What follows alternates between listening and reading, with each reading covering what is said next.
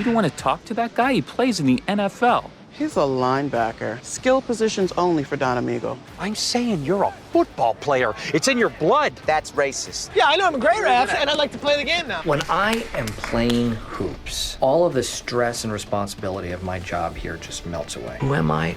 Am I Michael Scott? I don't know. I might just be a basketball machine. The inspiring words of a fan who'll always root for the home team, even if they lose this game. They lost! Those losers! No. The game's not over. Woo! Not over! Woo!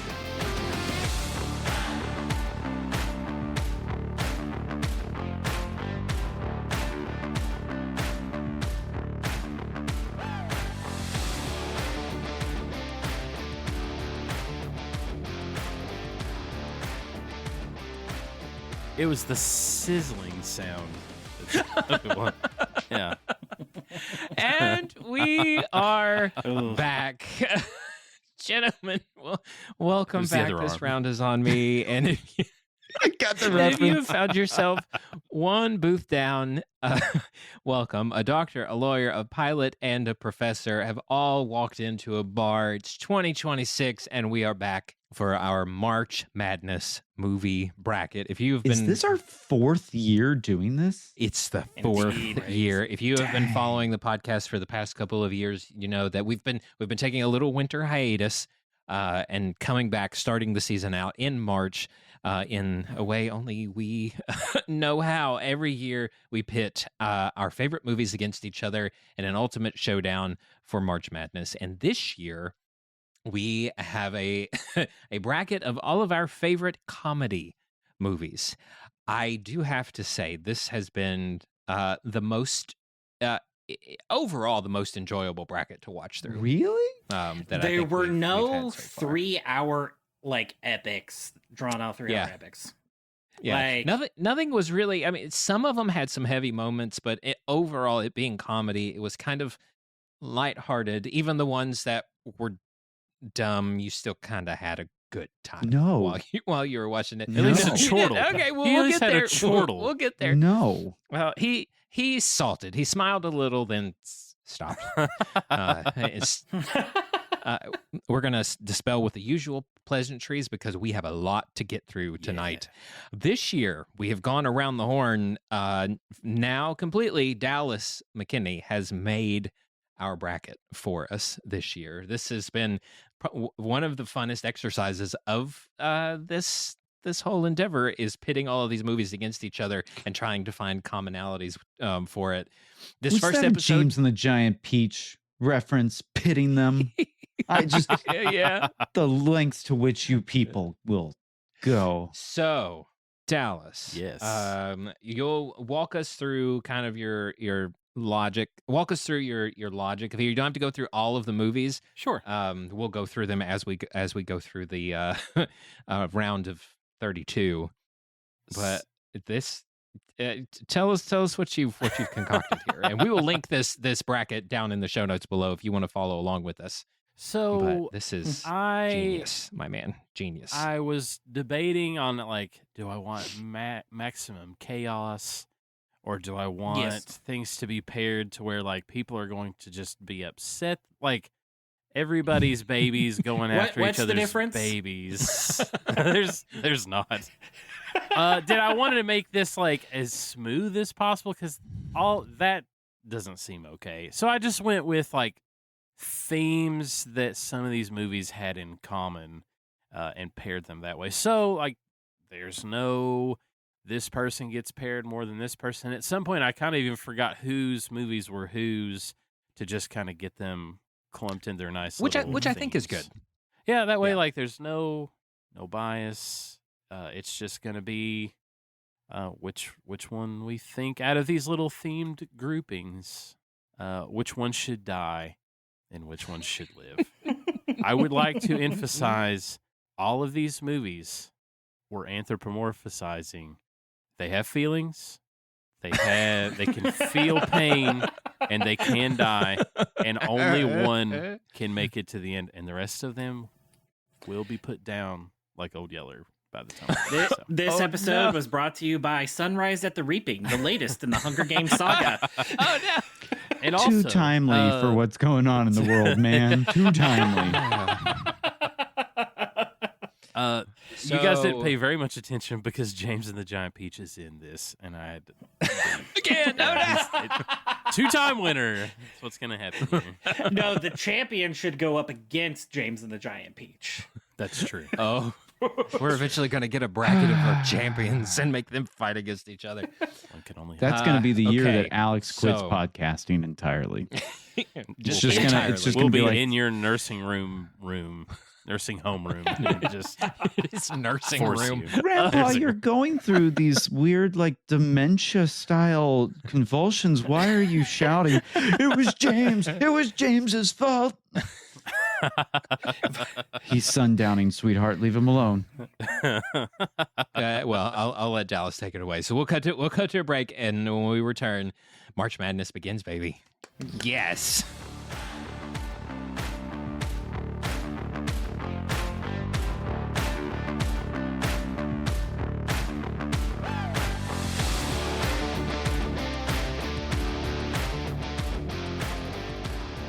We are back. Dallas, what have you paired up for us? All right, Out of the gate. so right off the rip, we have questionable questing. Questionable questing. I Yes. love it. Nice. And our first two in the questionable questing category is Monty Python and the Holy Grail versus Robin Hood Men in Tights. They're like siblings. They're the same they really style. Like Monty Python is like the British version of. They engage in cousin stuff for sure. They engage in cousin stuff. Thank you for the Fallout reference. And if you've seen Fallout Season 2 yet, even better reference. That they carry that on. So you're welcome. That's true. Oh, good grief. Who Okay. wants to go first? Cody's ready. I can see him just like Cody's got feelings about this one. So Cody, what do you got? He's pulled notes he's out. champing at the bit right now. Yeah. It's just the bracket. Like, I'm just following along with the bracket. Now, here, once and- he hits his most recent apps, he does have his monologue prepared in notes on the other. Yeah, he is ready for that one. I have a deep love for Monty Python and the Holy Grail. Go on. Though I will say, the Knights of the Round Table song, every time I sing it, it devolves into a parody of the Krusty Krab pizza song. Like, it is a movie that harkens back to the best of speech and drama, and all of the times that Grant Wallace performed a 10-minute rendition of that movie. It's a beautiful movie to quote. Did he perform that after I left? Yes, that was my era. Oh, okay. Yeah. We're the knights that say me. Oh, it is immensely quotable. It is immensely beautiful. But I have to say, though, Robin Hood Men in Tights was probably, like, the most fun I had in the new watches. I don't night know. is I don't young. know. And you're so beautiful. I don't know. I Underneath the Here's the problem. pass. Can I do that? Am I allowed? Here's the problem. I can't separate the Robin Hood Men in Tights from the Princess Bride. And the problem is, Really? yeah, I just look at what's his face, Carrie Ellis, and I go, that's Wesley. That's Wesley. That's the Princess Bride.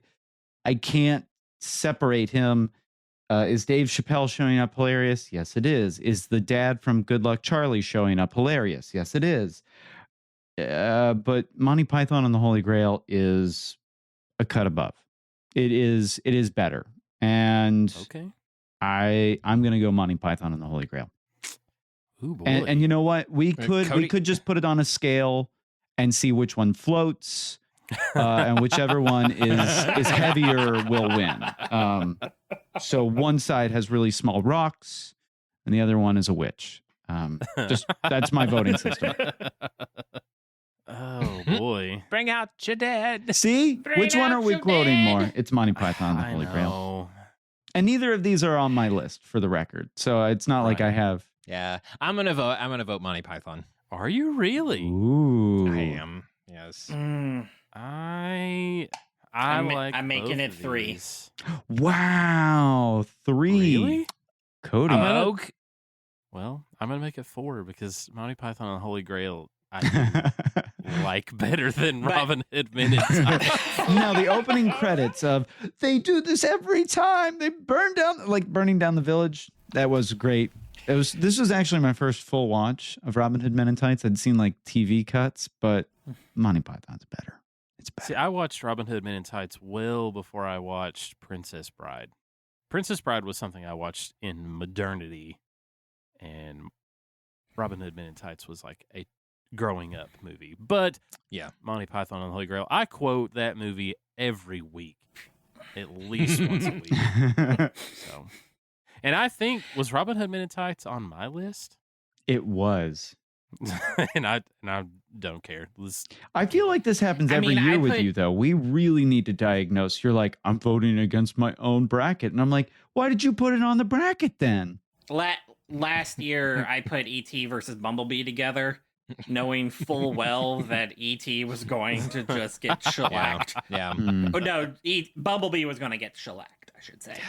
Your mother was a hamster and your father smelled of elderberries. Was it elderberries? Yes. Mm-hmm. There we go. So that was way faster and less problematic than usual. Because they were both okay. good movies. Yeah, they were, but I feel like this tree was going to fall in a very clear direction. Okay. But we'll see. The next two in the questionable questing category is Kung Pao, Enter the Fist, and the Minecraft movie. May I? Yes, yes, sir. You go ahead. Yes, Alex. I have always hated the expression, it's so bad it's good, for movies, because it's just not a thing. A movie that is so bad is so bad. It is just so bad. I don't believe in so bad it's good. And hold on, I will say that still, because when you realize that Kung Pao Enter the Fist is literally a group of guys that found a 1970s kung fu movie with no audio, and they sat around and they're like, I wonder what they're saying here. And they just ad-libbed whatever they wanted. And Taco Bell, product placement with Taco Bell. Like, I'm sorry. The man who created Jimmy Neutron, Boy Genius, also created this movie. The Minecraft movie, on the other hand, is of the genre of, if we scream a lot, it's funny. And I don't find that funny. Everyone's just screaming all the time. Alrighty then. Just say things that are happening and then the kids laugh at it. Like, it's just not from me. Kung Pao Enter the Fist, I laughed far too hard at too many points, which I realize I shouldn't. I'm voting Kung Pao Enter the Fist. It was a wildly enjoyable movie, and I am just floored at how much I actually enjoyed it. The great white bat in our live chat said that's not very chicken jockey of you. Too Alex. bad I am not 7 years old. So the only, and I told Cody this, the thing that I did enjoy about the Minecraft movie was how much it legitimately felt like Jack Black was having the time of his life. Yeah. You cannot say that he phoned that one in. No, you can't. Was the script great? Very much did not. No. Was his performance even stellar? No. Did he give it everything he had?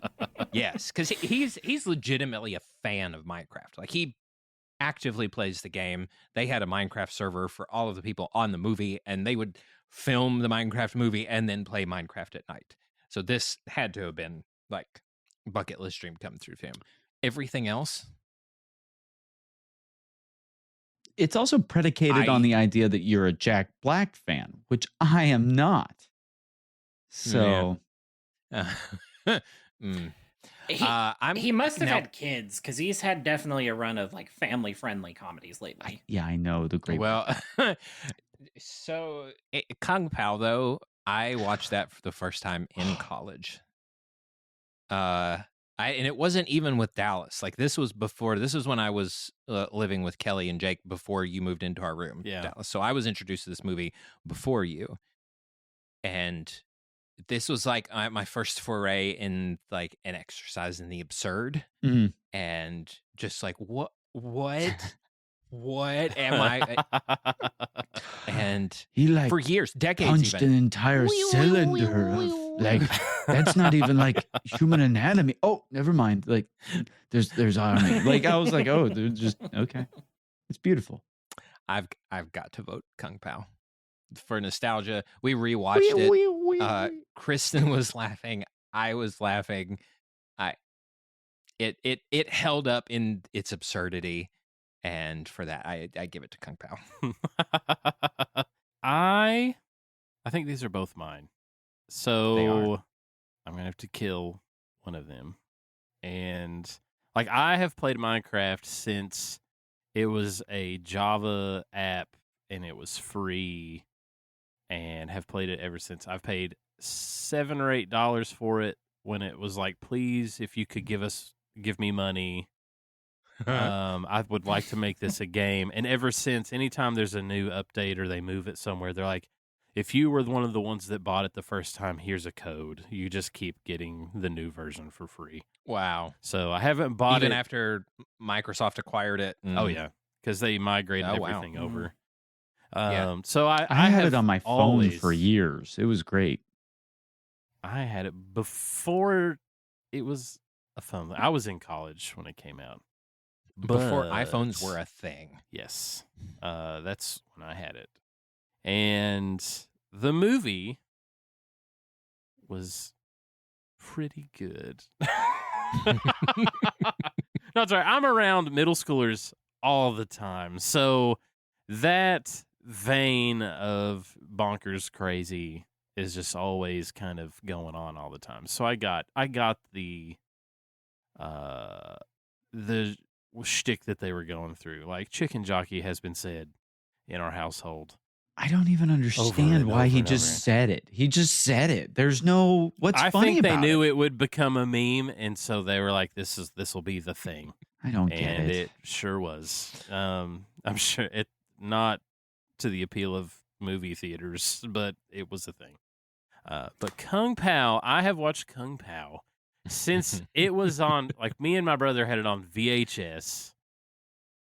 Well before I could drive, and was like this. We watched it so many times that the tape quit working, and we quoted it, and we would fight like the cow, and like still quote it. It's weird that there were 2 CGI cow fights in our movie bracket. You know, like if I had a nickel for every time that there was a CGI cow fight. Hey, we're not there yet. We're getting there. I'll get to say it twice. But it happened twice in our movie bracket. You're welcome. You're welcome. Wow. I don't know what else you wanted from this. But I quote this movie. This movie is ingrained in my DNA. I cannot hear the word. I cannot hear Neosporin without going ba-na-na-na, Neo, and going through that whole shtick. I can't hear anybody say CNN. He said to keep hitting him until he said stop. He hasn't said stop. Like it was. If somebody says tiger, I go tiger, and nobody knows what I'm talking about because he's just pointing at pictures on a piece of paper and saying what they are. But so I think Kung Pao gets my vote. You Otherwise, are a great my body magician. would shut down immediately. Now your shirt is black. Now it's red. Like and again, it's not even that it's so bad it's good. It's that they took something so bad and then made it good. That's the point. Yeah. And if it feels like something that we would so make. Cute. Yeah. Oh, 1,000%. Yeah, if somebody looks at a baby and they're like, "Oh, so cute," I can't. I go, "Oh, so cute," and then bye-bye. Throw it off.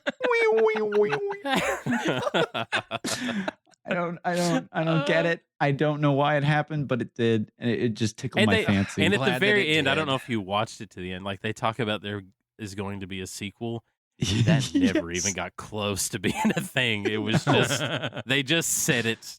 Hopefully, maybe it'll happen, but it never did. I actually really Much like loved Spaceballs the credits where they were showing some of the behind the scenes, because it is impressive that you could take a movie from the 70s and then do rotoscoped head replacement. I mean, it's fascinating. And I mean, did you catch the nod to Monty Python with the running gag of they cut to the man running, then they cut to the people watching, they cut back, and he's back where he started, and then he runs, and then they cut back, and he's back. Fantastic. It's beautiful. It's Kung Pao gets. If I had a nickel for every time that running gag happened in our racket, 2 times. Here we are again. Wow. Really that's checking not a lot of even boxes the first time that's going to happen. Cody, Nope. Are you going to make it a perfect 4 for 4?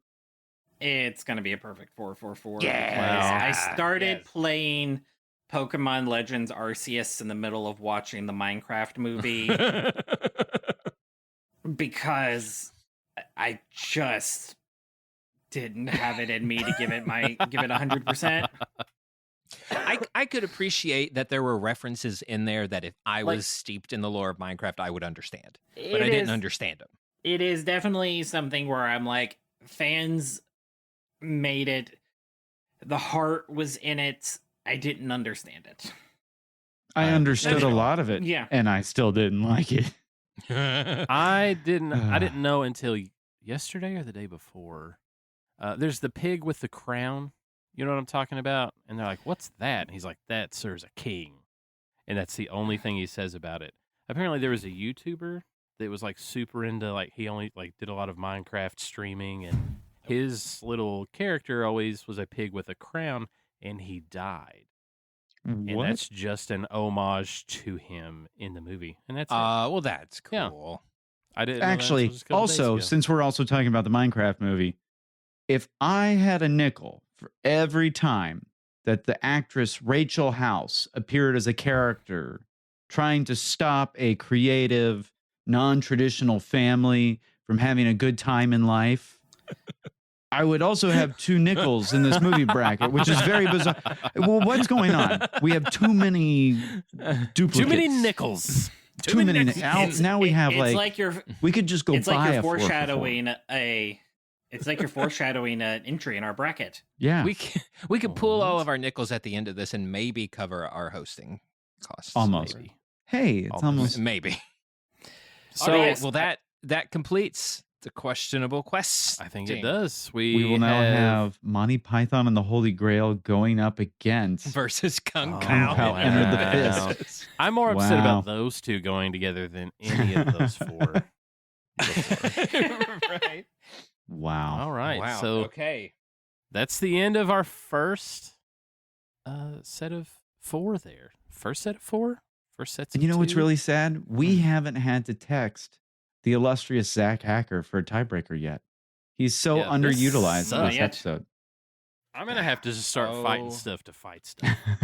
No. It's time to get my crazy just pants wait. on. Since you got your traveling pants on, time for me to put on some pants, and they're going to be my crazy pants. So, buckle up. let's keep going. Let's get through the Western Conference, and then we'll cut to a break, and we'll do the Eastern Conference. So fancy. What do you have next? Next, we have buddy cop movies. So they're not all cops. Some of them are probably undercover cops because we never know. Are some of them mall cops? Some of them I got it the moment I looked at this. And I'm like, oh, yes. Genius. This is Yes. The first pairing in our buddy cop movie lineup here is The Emperor's New Groove versus Barb and Star. Go to Vista Del Mar. Go to Vista Del Mar. Go to Vista Del Mar. I didn't write that because it would take too much room. But that's the rest of it. So this is the one I'm mad about. I'm actually mad about this pairing right here. It hurts. This is when it's going to start to. We're going to have to start throwing punches a little bit more. William? They're both, I think, equally quotable. I normally don't say this to anyone who's not me. Or no, that's Devil Wears Prada. Never mind. Oh, No. If I've said it once, I've said it 1,000 times. You could model for F and Chico's, and I'm not just saying that. We're talking Kirkland brand. All right. What's your vote, William? my culottes. Oh, I gotta paint my curlers. Oh no, wait. Oh gosh. My wife and I both love both of these movies. But I did not watch The Emperor's New Groove until I was an adult. Really? I did not watch to be fair, I didn't watch Barbie Star until I was an adult either. It came out in 2021. So I don't have a lot of nostalgia attached to Emperor's New Groove. However, it is equally, quote, pull the lever, Kronk. Run lever. Squeak, squeak, make squeaky. Make squeakers. Big old cliff. Yep. Gosh. Rocks at the bottom. Yep. Like I am mad about this pairing, Dallas. It hurts my soul because when I saw the trailer for Barb and Star, I thought this is about to be the dumbest thing that I set my eyes on. And I have not laughed that hard in a movie in God knows how long. It was one of the funniest experiences I've ever had. That being said, The Emperor's New Groove is probably one of the most underrated movies ever. Oh yeah, I would agree. It does fit that test of it stands the test of time. Mm-hmm. It's got a ton of redeeming qualities. I gotta go to The Emperor's New Groove. It pains me to say that. And William will attest to this because we were texting back and forth, sending memes and GIFs about how good Barb and Star was and is. And everyone listening should go watch it. It is that good. But The Emperor's New Groove. Well, I don't know exactly when in the last decade we got knocked into the darkest timeline, but if in a perfect timeline, 2016, Barb and Star 3 would have already finished filming. Mm-hmm, mm-hmm. And we would be like watching Barb and Star 2. Barb and Star 2 would be on home release, and Barb and Star 3 would have just finished filming. Yeah. This one flew under the radar because it was a COVID release. It was just a direct-to-video release. It was written by Kristen Wiig and Annie Mumolo, the writing duo behind Bridesmaids and several other they're an incredible duo together. It's my comfort movie right now. Full stop. Oh, look. Could we be like we're talking to the ocean? But, Star, we don't have cell phones. Oh, no, I was going to glue it to the landline. Like, I've got to vote Barb and Star. Ooh. Because it is, like, we're planning on having Barb and Star parties. I have been looking for, like, TPU 3D models of conch shell cell phone cases as a party favor for people coming to our Barb and Star parties. I can't fault you for that vote. It is a good movie. It is a very good movie. All right, so we're 1-1.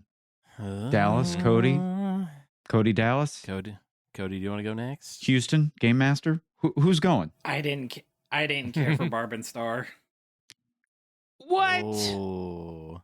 I didn't care. I did not care for Barb and Star. Wow. It was. I was like, okay. Okay. You're wrong. So I'm defending the movie I'm voting against, by the way. You're wrong, but it was fine. I had a few moments where I laughed. I didn't belly laugh. I didn't. You didn't like the 50 Shades of Grey man singing to a seagull on a tire? That didn't do it for you? For what it's worth. Seagull in the sand, will you hear my prayer? For what it's worth, I did enjoy that part. For what it's worth, I did enjoy. I know him more from his 7-episode stint on the ABC fantasy drama Once Upon a Time than I do from 50 Shades of Grey. But that had to have been real awkward episodes to watch with your family. Morgan Friedman, the crab. Morgan. There are plenty of As other I am the one who movies does that on running this bit list. on our show, I appreciated that one the most. There are plenty of movies on this list that Barb and Star would have beat, but not Emperor's New Groove. Sorry. It's pretty amazing. Oh boy. How did we beat them back? You're right. By all accounts, it doesn't make any sense. In fact, like It's the next 9 probably would have been beat by Barb and Star. Barb and Star would have beat. That's But why it's not up the here. Emperor's New Groove. It's gonna have to fight other things at some point. all right. So, I have watched The Emperor's New Groove since it came out. So there's lots of nostalgia. There's lots of quotables in there throughout the history of time. I quote this one on a regular basis. I cannot see anything that has the word poison on it. But I'd be like, poison for Cusco. Cusco's poison. We're watching. llama, he's supposed to He be dead. dead. The fact that We're it's either watching the- Kronk or what's his face from Family Guy that Patrick Warburton is known for, that should tell you something. It's either a show that's been running for 20 years or a Disney flop, like. Right. He's going to be at Comic-Con here locally super soon. In Lexington? Yes, he is. Cool. We've also been watching the series of unfortunate events, which he is also a part of, Okay. which It's is very good. also He, very nice. Dallas, have you watched Scooby-Doo Mystery Incorporated? I have not. It is on Netflix, and he is the sheriff of the town that the gang is investigating stuff in. Really? Yes, and he's very much Patrick Warburton Right, in yeah. all of his Patrick Warburtonisms. Oh, yeah. That being said, Barbara and Star. Starla. Starla. No. It's Star, short for Starbra. Oh no, Barb, short for Barb. No, which one was it from the trailer? Oh no. It's like I Star, blurring short for timeline. Starbra, and you're Barb. Let me guess, short for Barbara? No, it's just Barb. Just plain Just old Barb. It's very quotable. It's very funny. I feel like that, like in the like SNL-esque movies that come out, it's like some of the best. But The Emperor's New Groove the tree is going to fall on The Emperor's New Groove. Well, It is. William, are you rotting your tomatoes? No, You can. I'm not. Which actually, now that debate Cody's it. brought it up, it is a good time to either remind returning listeners or tell our new listeners about the Rotten Tomato. Yes. Every year, each of us gets a single Rotten Tomato to throw as a ticking time bomb, a grenade into the room. If you think that your movie has been unjustly voted against, you can throw your Rotten Tomato, and we will average the critical score and the audience score, and whichever movie has the higher average of the two wins. It's like the golden buzzer from America's Got Talent, but better, because sometimes a movie that you and everyone else adores is somehow only a 20 on Rotten Tomatoes, and chaos erupts. It's a beautiful thing. It is. It returns this year in Avengers Endgame. So it's called a Rotten Tomato because your tomato might be fresh and accomplish the goal, but if your combined score is not, then your tomato is rotten, and you only get one. And once you throw it, it's gone. I do feel like it needs to be like an NFL challenge, because I know all of you sport so much, but an NFL challenge, if you throw your challenge and it loses, then you lose your challenge and you lose your timeout, which doesn't apply here. But if you win the challenge, you get to retain your challenge. I think it should be the same way here, but that is for a longer conversation for another time. So it has the Rotten Tomato has given us some of my favorite moments in this podcast. I think the Christmas time, was it the Christmas one that we threw it just out of necessity because we were out of out of rounds, and that's what threw the whole thing. We've had a couple we don't have to throw it, just for the record. You don't have to throw it. No, we don't have to. But we can. I feel like we play this game for different reasons. You all play it for chaos, and I'm like, no, let the best movie win. And you're like, no, I want to suffer. And I think it makes for better podcasting because we play it for different reasons. I'm not mad. I play it. I'm just After disappointed. else, it's chaos, and they shoot their movies from the hip, which gives us some choices. I've always viewed this as this is an opportunity for me to get to know the people I love the most. Yes. Like, this was a movie from your childhood that you love. Let me watch this to get a peek inside your brain.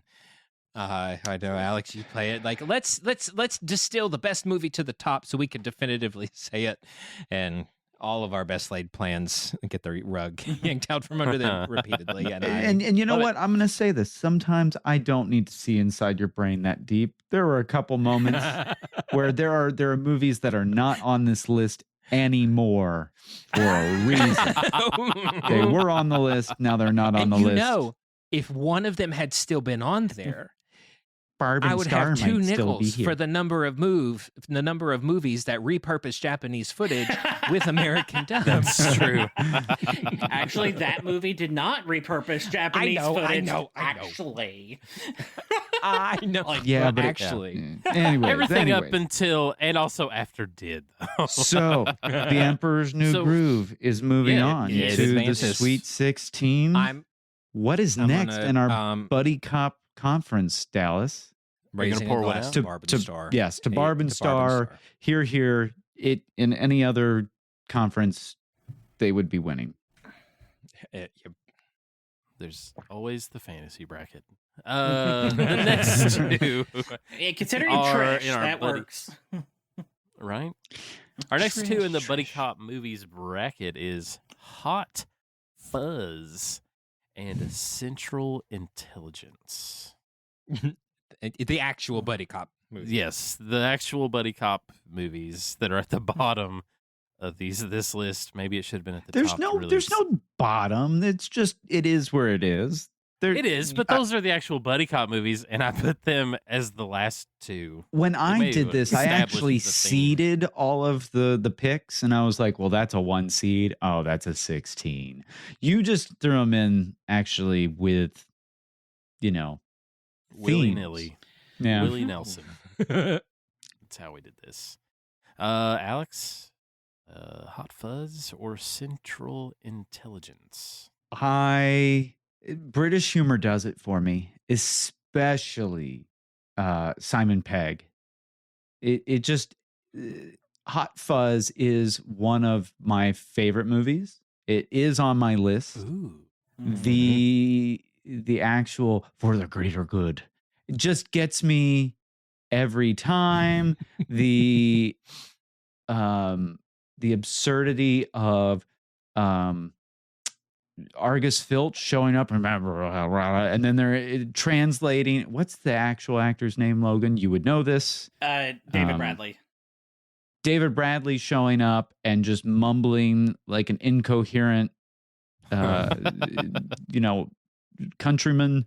And then they do different levels of translation until you understand that he has a shed full of illegal weapons and an actual landmine or a sea mine in his garage. I mean, the little things that were Edgar Wright, it's Chekhov's gun at every stage of the movie. Every little detail that he lays out, I love it. It's very funny.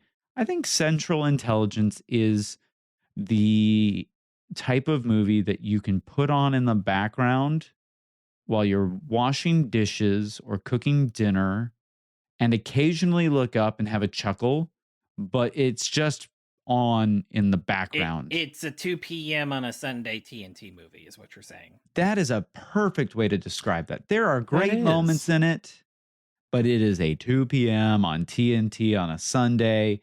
Some dads want to fall asleep watching golf.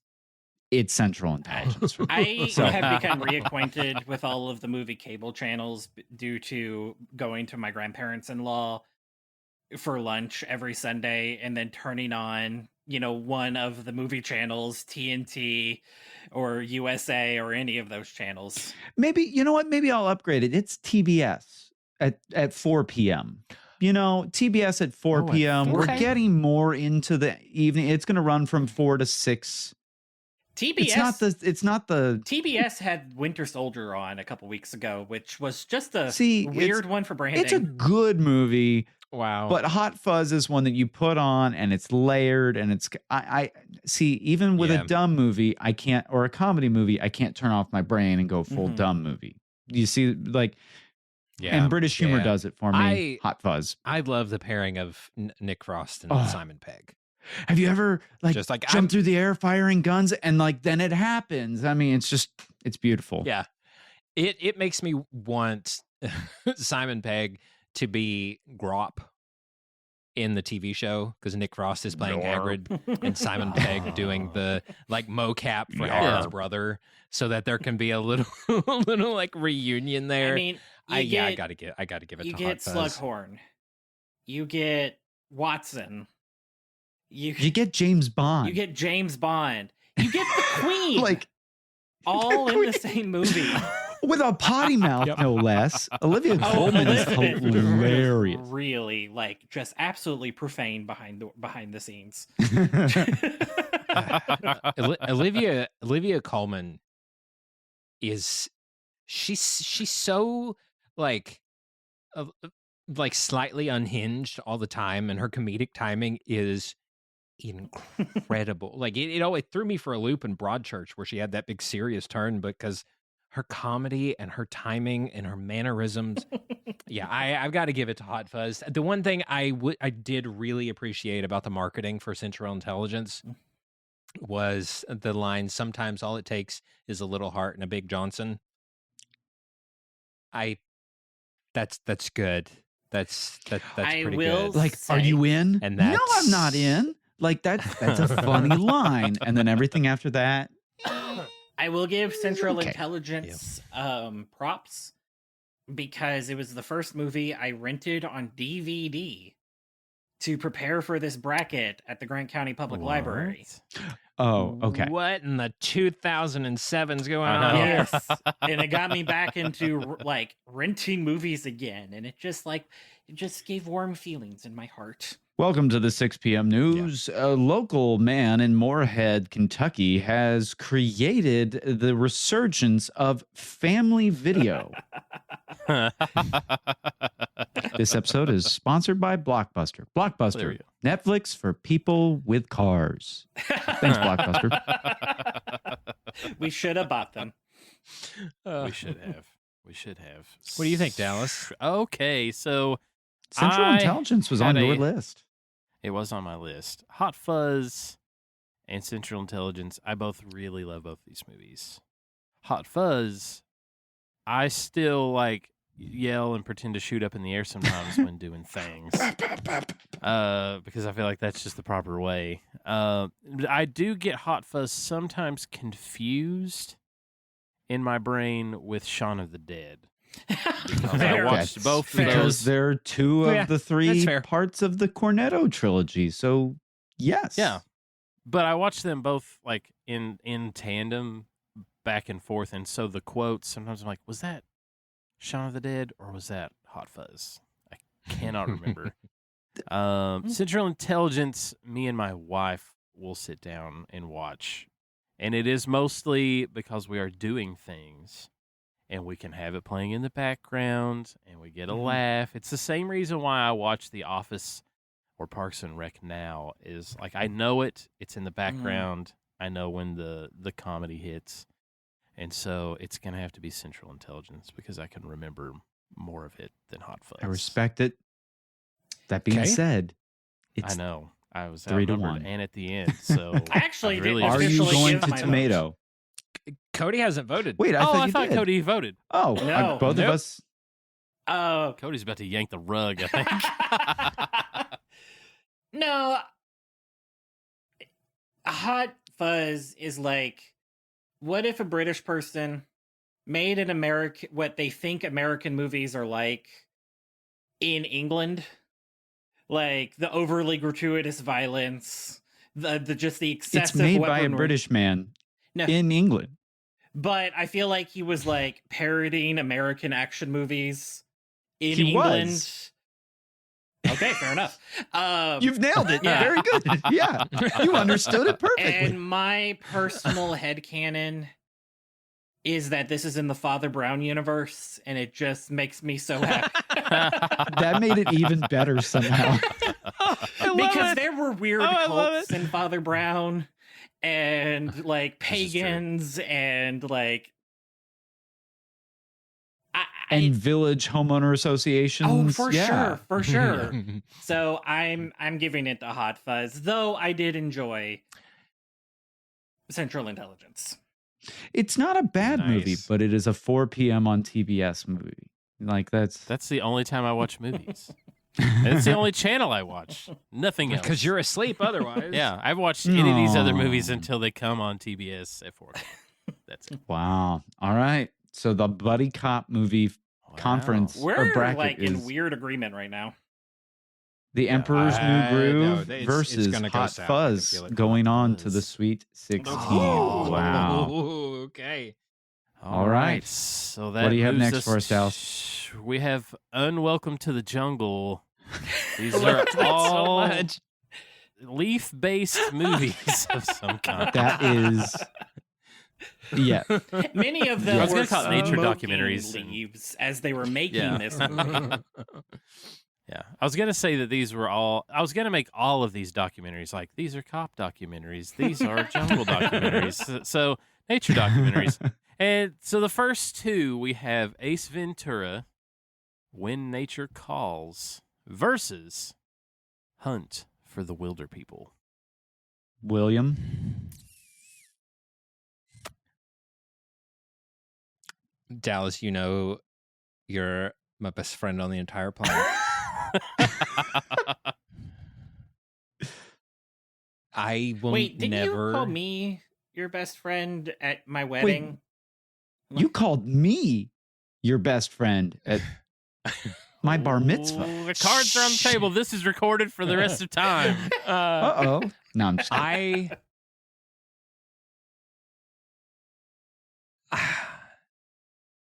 Say When it. Nature Calls gave me a headache. Yep. In the best possible way. No. No. In the worst way. Like somebody stuck a balloon inside my head and was slowly blowing it up through the duration of the movie. Like parts were gonna start like leaking out my ears if I had to watch that. In the same way never that watched like it. maybe a person would be birthed out of a Animatronic rhinoceros butt. I forgot what the animal was for a second. I had to. Wow. So memorable. Such good movie. No, I'm bad at remembering animal names. Like at one point, I'm glad that I rented it on my phone because I'm like, maybe I can just like play it faster. 10%. It was worse, sped up somehow. I'm sorry. Okay, I'll stop now. Those are my opinions on it. I never dare watched you, it as sir. a kid. This is the first time I ever watched the movie. Oh, I watched And this I'm a ton as a kid. This and I'm gonna explains so admit, much. Never again. Talking out of your butt I'm- is super funny as a middle schooler, and I think maybe that's your problem. Like I'm knocking on 40's door, and my sensibilities, my humor is very different than when I was a middle schooler, and the other one, Hunt for the Wilder People, is in my top 10 movies of all time. Period. With a T and a D. Period. Period. It was Taika Waititi in his prime before he started before the shtick started wearing off. It is the whole like found family dynamic. Sam Neill's performance in that movie, Julian Dennison and his quick. I'm like that. that's in my top 10 movies of all time. So well, Ace Ventura was good. It You was. can't say that now. Just You slightly. you just covered Gosh, it it in was awful. Bagwanu. Oh, Covered it in Bagwanu. It was so bad. Dallas, Oh, it was so bad. you are in the unfortunate position of due to certain trade outs that Ace Ventura was the most miserable I was in this bracket.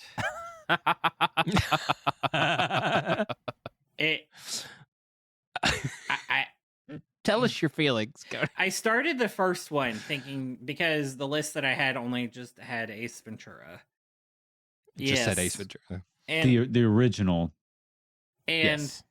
Courtney Cox gave a better performance in the Masters of the Universe movie than in Ace Ventura. And it's that secondhand embarrassment. It's that, like, just uncomfortable. I have said for years, and I have students who listen to this, so I am a self-aware Michael Scott.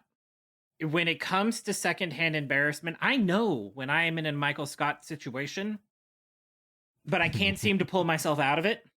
I felt that way the entire movie. You're welcome. by the way. You're There's a welcome. reason I haven't watched The Office since NBC. Like, that tells you how much I hate secondhand embarrassment situations. But, no, I'm sorry.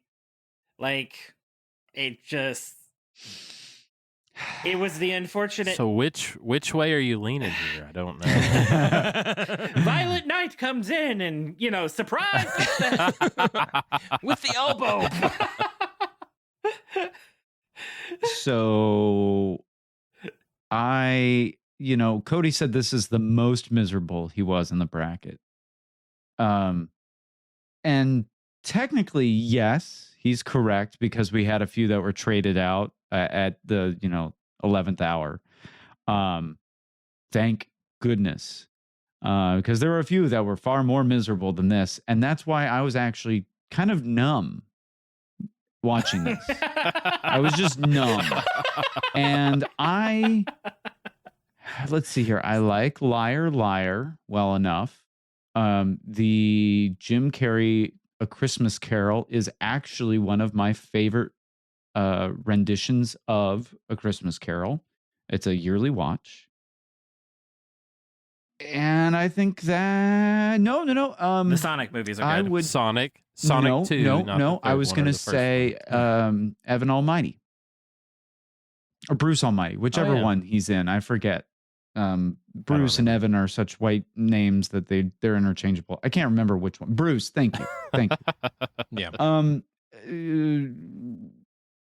Spoon. That's actually funny. There is another Jim Carrey movie on this list that I think is far superior to this, that shows his range. I don't think there's a plot to Ace Ventura, When Nature Calls. I was numb the entire time. That being said, I think I am being bribed right now by Rachel House, because if I had a nickel for every time that Rachel House appeared and tried to keep a found family from having a great time, this would be the second time that it happened, and I would have 2 nickels. So technically that puts me on her payroll. I understand the conflict of interest there. Hunt for the Wilder People, I watched a while back at William's recommendation, and I was genuinely surprised at how moving it was for a comedy movie. Mm-hmm.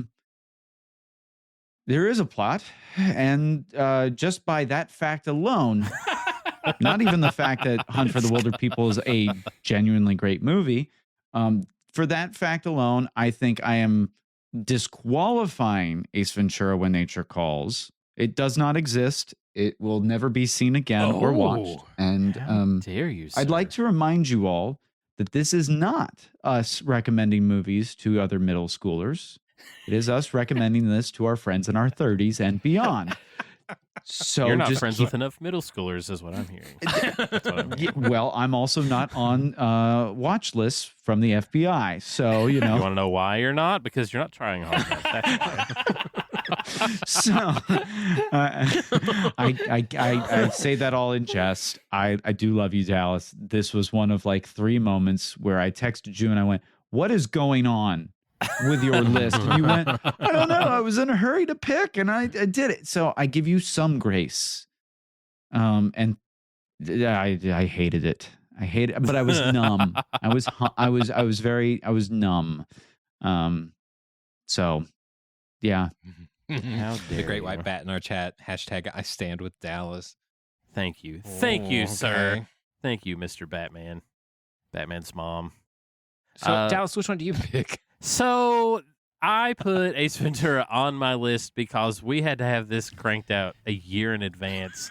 And I was in a bind to just think of movies. So I was like, what were just movies that I can name out loud that are in the comedy bracket? This is why And I gave you grace.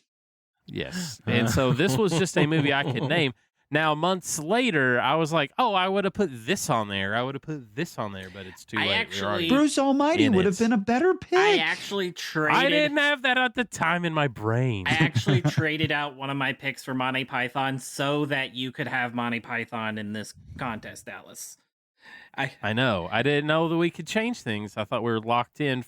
It was chiseled in a stone. good thing that we did. I'll just say that, y'all. It's a good thing we did.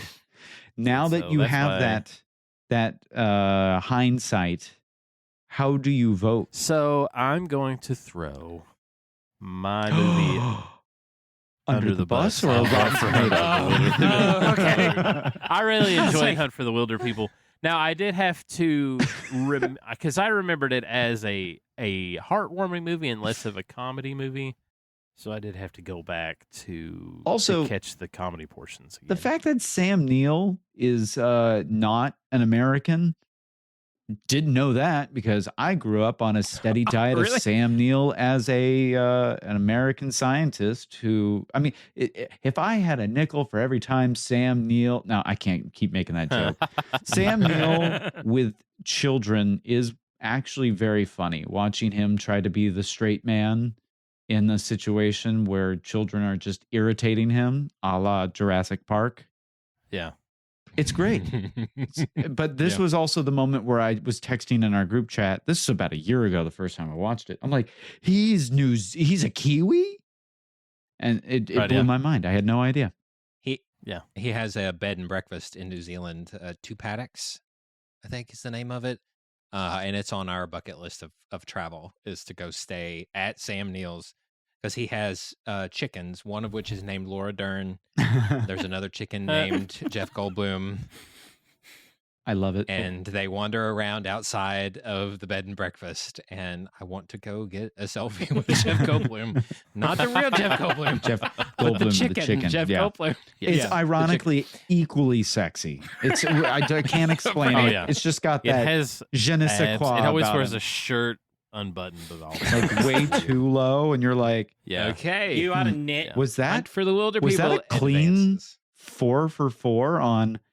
Wow, William, you Yeah. ought to I think knit so. a half-button chicken shirt for Jeff Goldblum whenever you go. Yeah. And then you'll chicken Yes. jockey and see how long it takes for them to get you back out of the country. All right. So that's the top of our Unwelcome to the Jungle. So the bottom half is Tropic Thunder versus Jungle to Jungle. Dallas, this is the second time that I judged you and our friendship, and I started to question if you were sane. Jungle This to falls Jungle. in the same category of movies that I could remember. Similar commentary here. Ooh. I hated Oh. Tropic Thunder. I hated it. What? I thought it was so dumb. See, I'm a huge Jack Black fan, and you can really tell that he enjoyed making this one. I hated Tropic Thunder. Maybe it's just all of the memes from over the years. I know who I am, Cody. I'm a dude playing a dude disguised as another dude. Like, maybe it's a meme over the years and just it took the wind out of my sails. But I am giving it to Tim Allen in his prime. Jungle to Jungle. Whoa. No. Whoa. That is, I'm Great White Bat here. That is Robert Downey Jr. in a role of a lifetime.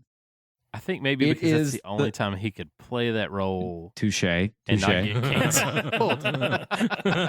You know what? This is showing who I put Tropic Thunder on my list. It is my pick. The idea of the prima donna actors, I've been only a goofball, therefore I need to do a serious movie actor. It really does encapsulate a lot of what we see.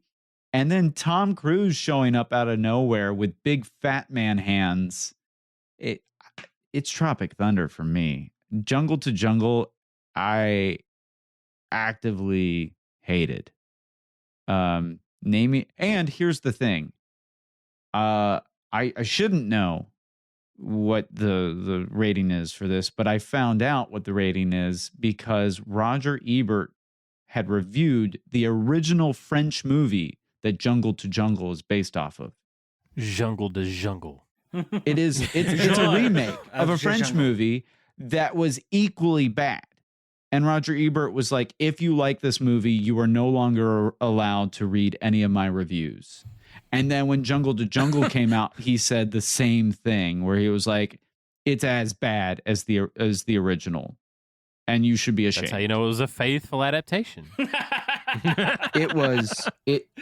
actively. If it was better, then it did not adhere to the source material. This is one of the movies that made me numb going into Ace Ventura, and one of the few reasons that even let me make it through Ace Ventura. So I despised Jungle to Jungle. It's just a worse Crocodile Dundee. I want to be very clear. That's a movie that could have been on this list. See? Y'all. Redo. It is a worse, even with the man standing on a ledge outside of a building, that happens in Jungle to Jungle. And I'm like, I hate this so much. It's Tropic Thunder all the way for me. I had watched Jungle to Jungle when it came out, and I remember liking it a lot. When he was 9. My tastes have changed. I understood Tropic Thunder. I don't think I'm the target demographic for that movie. Okay. I don't think that makes it a bad movie by any means. I just don't think it was not a movie meant for me. Yes, Robert Downey Jr., whatever blessing he got and approval he got to do that was like, why? I love that trope of we're doing this pretend and it becomes real. Mm-hmm. Oh gosh, we don't actually know what we're doing. Like Galaxy Quest, like we are acting on a show and it becomes real, or we're doing this action movie and it becomes real, or the newest one, speaking of Jack Black, the Anacondas movie. We're going to go make the Anaconda movie, and then an actual Anaconda you know what? Preemptively, I would put that in this bracket and it would still be a better movie than Ace Ventura, When Nature Calls, and Jungle to Jungle. I wish I had seen Cocaine Bear. It probably would have been in my list as well. That's not a comedy. I'm voting for Cocaine Bear over Jungle to Jungle and Ace Ventura, and I haven't seen it. I kept thinking, why is he saying Jungle to Jungle? Because it's a literal number 2. It's the number 2 in the title. It's originally called A Little Indian in Paris. It's not even a good movie. It wasn't a good movie then. It's not a good movie now. It's Dallas, bad. I'm sorry. I'm going to give it to How Tropic Thunder. dare you? We're at a tie. How dare you? So far, Dallas hasn't voted. That's true. Yeah. So I remember he hasn't voted. But during the course of this conversation, he's like, I could have put that movie. Don't I could have put that. Spoil things. So this is another one of those. I was in a panic and I was just thinking of movies. And as we were talking about these, and you're talking about Tropic Thunder and the tropes, I was like, this movie reminds me, like this movie and Zoolander and Anchorman, they're all the same movie. They're all the exact same. Zoolander should have been on here. That's a great one too. I know. That's what I was saying. I was looking at. I was like, oh, this was like Zoolander. I should have picked that movie. It's kind of like Anchorman. Oh man. That being so, said, you're putting Tropic Thunder in the same tier and class as Anchorman, a critically acclaimed movie. Zoolander, first a off, critically acclaimed you know that movie. none of those things hold. They actually anyways. are, but go on. Not in this vote. They don't. But Just want you to realize that you are putting it in the same class. but I did not pick those movies. Obviously, would I have if I had more time? Maybe. Okay, so here's where I'm torn. I think Tropic Thunder is the better movie, but I don't know if we can watch Tropic Thunder and release that to the public. I don't think it's going to win. I don't want it In to a way- win. There's better movies. It's like, do we shoot this dog just to make sure it doesn't get out of the It'll cage? lose to other things. I promise you, it will lose to other things. It will. Okay. And if you somehow say Old Yeller has so. come I'm out telling of you, it nowhere will lose with to something rabies. else. Yeah. Promise you. But I can't I even run the guess- risk of Jungle to Jungle even making it to another round. Can you imagine? I don't want to vote. Man. You know what? Let's replace Jungle to Jungle with Emperor's New Groove. It's also a jungle movie. Would that make you feel better? We just put it on here twice, and would we be. moved Barb and Star on. It could be going up against Tropic Thunder. It very well could. Ooh, I'm see, going to pick Tropic Thunder, but only if you promise I Pinky we- over the air. Thank that God. we Promise do you. not Thank God I watch don't have advanced. Oh, it'll be going up against Hunt for the Wilder People. Yeah.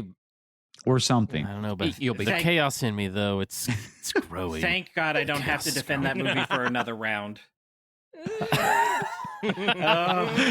Oh, wow. So All right. If you notice, so the only that good means thing I said was Tim Allen in his prime. you did say. oh, I it is noticed the such a tact of bad movie. You're going to name your child Cat so Piss. bad. It's Cat. And I'm not even saying that to be crass. That's his name. That's no, his that's name. His name is. Yeah. They say it in the movie. Yeah, and I got just as much flack for doing that as they did in the movie. So I can't Hunt believe for you the named Wilder your daughter People Cat moves Piss. on. That was a bit much. So, you know. listen, I commit to the bit. All of it. Hunt for the Wilder People moves on, and so does Tropic Thunder. They Tropic both Thunder. make it out of the Wow. jungle to face off against each other on another day. The And jungle. that rounds out the Unwelcome to the Jungle category, and we move on to They Meant Well. The category where they all mean well Wow. in their trials and tribulations and their hijinks. So the very first two that are going against each other are the Pink Panther, the movie. That is the Steve Martin reboot. The first Steve one. Martin Yes. one. Yeah. And the Muppets. Which one was that? Do I bring out the again for nickel meme audience? again about Steve Martin having a funny accent? 2011, Yeah. Jason Segel, and Yes. yes. That's the one. Yeah. I didn't know if it had like an Yes. under title. No, this one. Am I a man or am I a Muppet? Am I? If I'm a man, I'm a I'm a Muppet very up of a Muppety man. Yeah, That's yeah. That the one. under title of that. I'm a very Yeah. manly Yes, Muppet. yes. And then Jason Segel will return in Avengers Doomsday. Yes. Yes. look, we with are Steven missing. It's a Disney his property, brother. so technically it's all in the same universe. I'm very well the could. day that Disney bought Star Wars. I'm like, you are missing the opportunity for the Hulk, Yoda, and Kermit doing a "It's Not Easy Being Green" trio, like singing them together. Wow. Like You're right. we have missed that. When that opportunity. happens, Cody will quantum leap, and he'll actually be able to. Kill him after that. Look, Cody, what is your That's pick where here? you went. The day Disney bought StarArs, my mind immediately went to Patton Oswalt's like filibuster from Parks and Rec because it was Marvel and Star which Wars then became Star together, and Wars it's- canon in the Book of Boba Fett. Yeah, it Yeah, became right, the right, Book did, of yeah. Boba Fett. That was the only good part of the whole show was that opening, and then everything else became Power Rangers. riding the Rancor at the end. But at It what was like- cost? At Anyway, what At Cody, what what's your cost, pick? indeed, Dallas? These Thank are you. both my babies. So I'm is having true. to kill one of my Oh, children. yeah. Is this child made of felt? You're having to send one to its Send- room. Send it to its room. You're Thank sending you. one to its Kill room. one of these dogs. Sit in timeout I'm gonna and have to think kill about one of what these you did. dogs. Now is that- Why are we killing them? Is this Wolf? They still exist. They don't come Or back. is it a Pink Panther? Like, that's the question here. It's true. I love both these movies. Hamburger. And Debaga. I love a good family-friendly mystery. I've come to realize.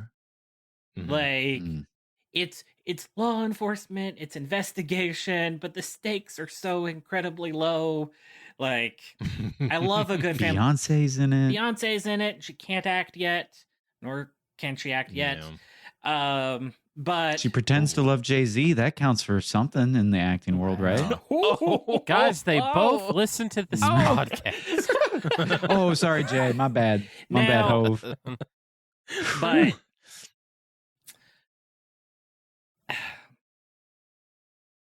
Am I a Man or Am I a Muppet is like an existential song for me sometimes. Like, just I He look in feels the Then that mirror. Sheldon shows up. I look in the Yeah. mirror and just wonder who I am.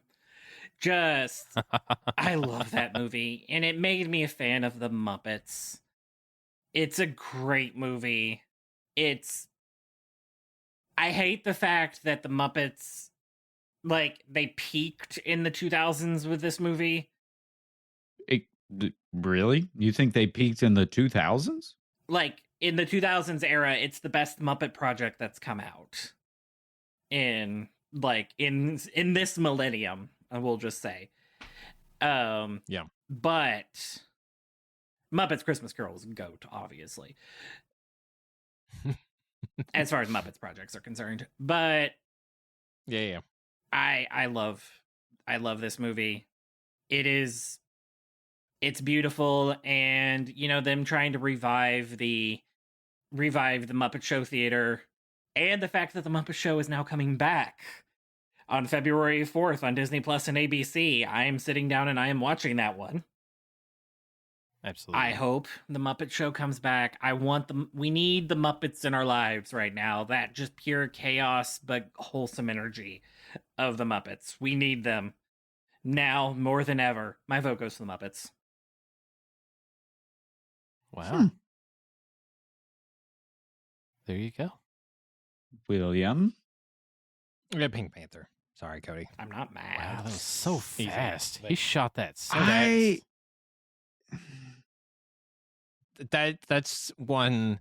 Like, I remember the movie buying experience for that movie. Like, after I saw it, I have to go purchase this movie. I mean, and Jason Statham's in it, and he's, spoilers, early in film. What? And we don't. That's in the Muppets, too. We don't have to. Oh, is it? Okay. I do really enjoy Steve Martin. I'm a big fan of a lot of his movies. Went back and watched a lot of his run on SNL. Have started watching Only Murders in the Building. I've been a fan of his for quite some time, and the Muppets have never really they don't do it for me. I mean I appreciate the longevity. The Muppet Babies was one of Jenny's favorite, so thanks for occupying her for for some time. I gotta give it to Pink Panther. I am a 90s kid, right? The Muppets peaked in the 80s, not the 2000s. Well, They peaked in the 80s and they had a hard fall off in the 90s. They peaked, but this was like their revival in the 2000s, is what I was Well, trying to they say. didn't revive it well because they missed the 90s entirely. And I missed it entirely. Muppets Christmas and I have Carol came out in no- 1992. Just saying. And I have Muppets no Treasure desire Island to is watch. in the 90s as well. And like I said, they peaked in the 80s. So those, I didn't care about those. I didn't watch Feeling them. I don't care about the Muppets, and it's not that it's not an existential movie. It's just fine. You have a long-standing bigotry towards puppets. I know. I do not like puppets. I don't like the Muppets. I don't like puppets. You are a puppetist. I get it. You know what? Peek behind the curtain for a second. What about Bob? Was originally on this list. I won't point any fingers at anybody because it was a terrible movie. But when puppets showed up, I became irrationally angry. I didn't even know there were puppets in it because I got such heebie-jeebies. I turned it off in 20 minutes. It's a very creepy movie. Anyways, when puppets showed up, it made it worse, which is saying something that the puppets showed up. Hamburger is alone better. That wins it. The hamburger scene, hamburger, like that wins Pink Panther just on that scene. I'm going Pink Panther. Dallas. So I have never been a fan of the Pink Panther. The Pink Panther in general. So like the cartoon is where I know the Pink Panther from. So having a movie, The Pink Panther, as a child watching it, I was like, this is not Pink Panther, and neither is he pink. I don't understand this reference whatsoever. Bring back the real Pink Panther. And so and then lo and behold, you're like, wait a second, this is the real Pink Panther? Yeah, but it came out after the fact. So it was too little too late for my brain to ever. Yeah, it's not easy being pink. It. That's the very famous line there. These are both my picks, so I'm not actually mad. Yeah, no. So for me, it's the Muppets. The Muppets I had a better time. Oh, no. I did the Pink Panther. That means there's a tie. There was blood in the water, and returning for a fourth year. The chat. And we're going to text the illustrious Zach Hacker to find out. All right. We are going to text Zach Hacker. Muppets versus Pink Panther. And we await. Like who would win in a fight? Right, exactly. Puppets He's or like, a real a panther would actively Miss tear Piggy. Muppets to shreds. Miss Piggy would win that fight. Yep. Drum roll, please. No. Oh. We built this. See what? The Muppets advantage. Muppets. I did not know where that was going to go, but here we are. I didn't either. Every day we stray further and further from God, Zach.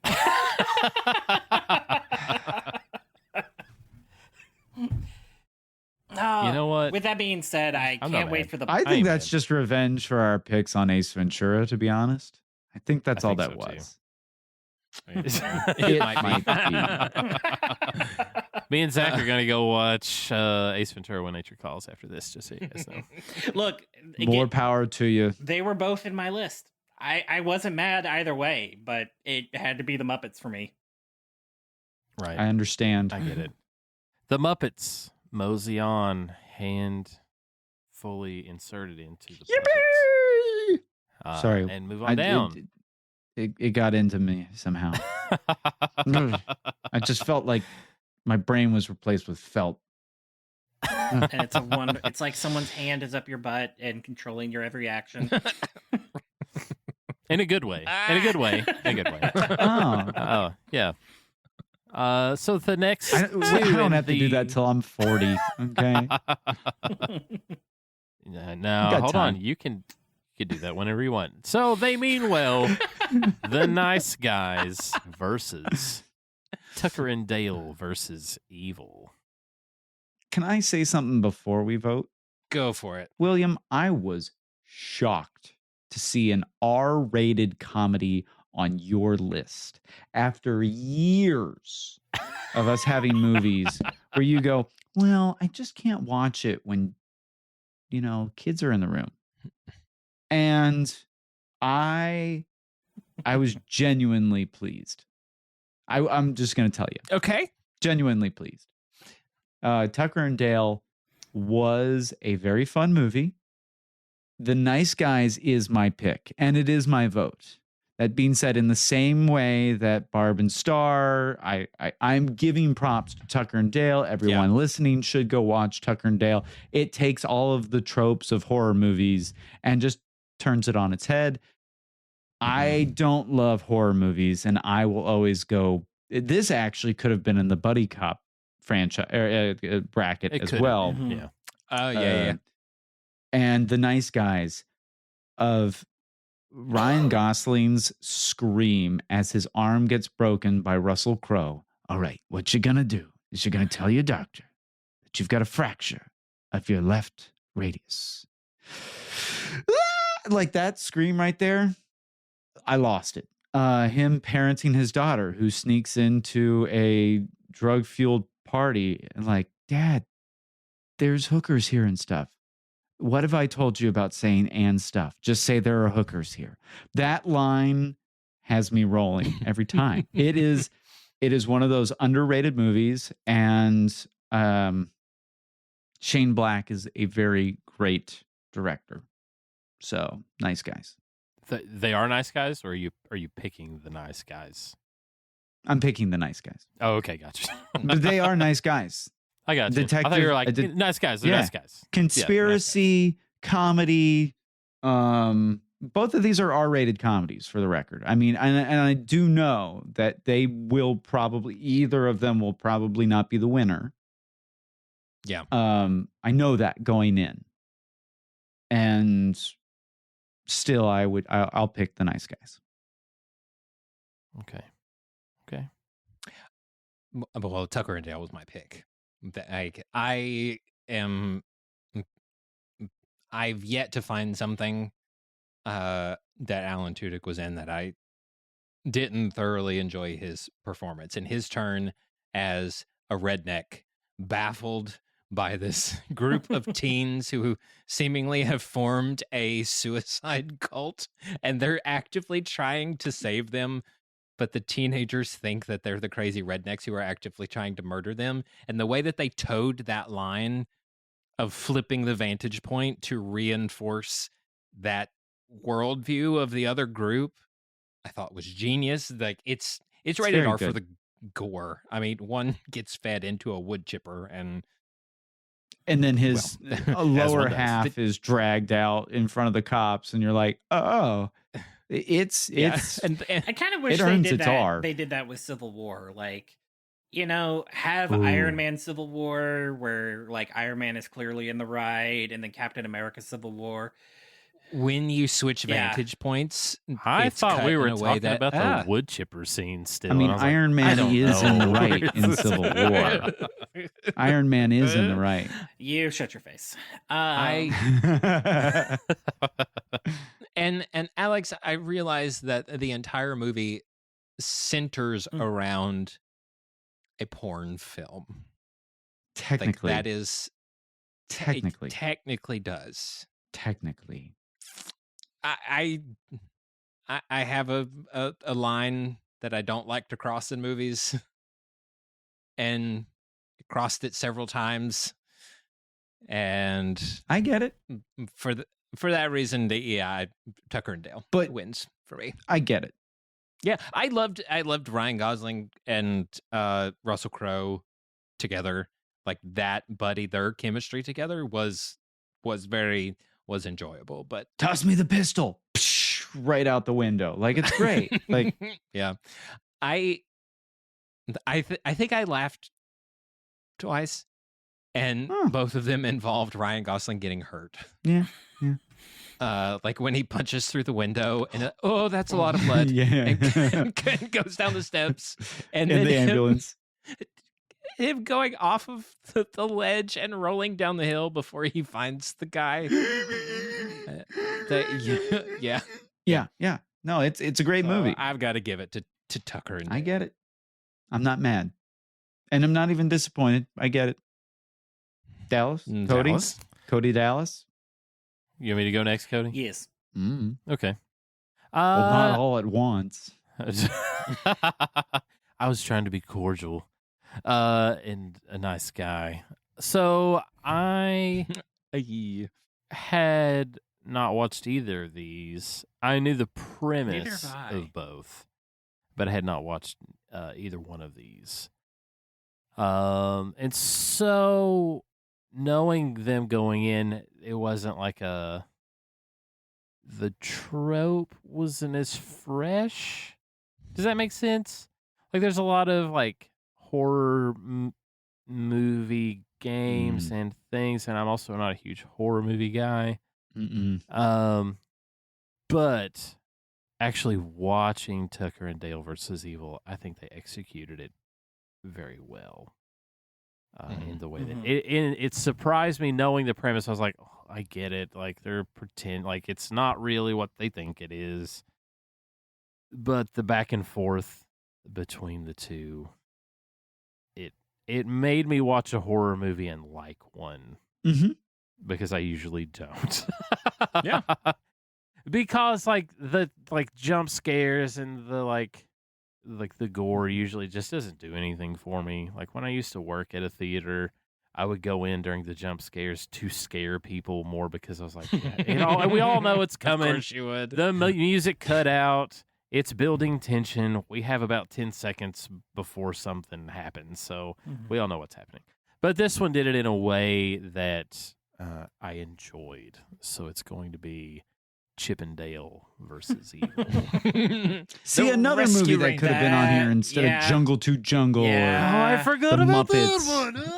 I'm so mad. Can we do this again? The new Disney Plus. Yeah, we could have With done John that Mulaney. Incredible. And oh gosh, what John was his name? Andy Mulaney Samberg? and Andy Samberg. Is it Andy Samberg? Andy Samberg. Yes. Yeah. Rats. We could have done that. Man, so mad. Ugh, if I only had more time. Could have made this a way better list. Cody. It's Tucker and Dale. Oh, and you don't do horror. I also don't do raunch either. So neither one of these were particularly great in my opinion. I get it. Oh, okay. And you know what? Here's the thing. Miss Piggy would still be Alan Tudyk. It's fair. Oh. No. This is gonna be great at coming up. Wow. So wait, is this the end of the Western Conference? Yes. It is. It is over, fellas, on this For side now. of the world. For now. It is over. Oh, sorry. All right. Well, that has finished out the Western Conference of our comedy movie madness bracket. We're actually going to round out this episode and come back with another one to finish out the Eastern Conference, and then we will head straight into the finale from there. If you have made it this far in the episode, congratulations, and or apologies apply as you see fit. A Doctor and a Lawyer Walk Into a Bar is a production of the Grapefruit Network. To find out more about this show, you can visit us at doctorandlawyer.show. And to find out more about the other shows inside of our network, you can visit us at thegrapefruitnetwork.com. I will square up the tab, you guys, and I'm going to head out of here. I'm William. I'm Dallas. And am I a man or am I a Muppet co-host of a podcast? Taco Bell, product placement, Taco Bell. Is CNN. We'll see you guys next time. Bye.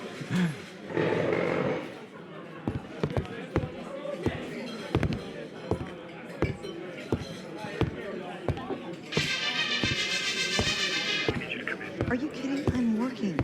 All right, I'll be right there. And grab the movie. Go, go, go, go. Come on, my lover. Come on, my friend. Page one snapped in two, which was say.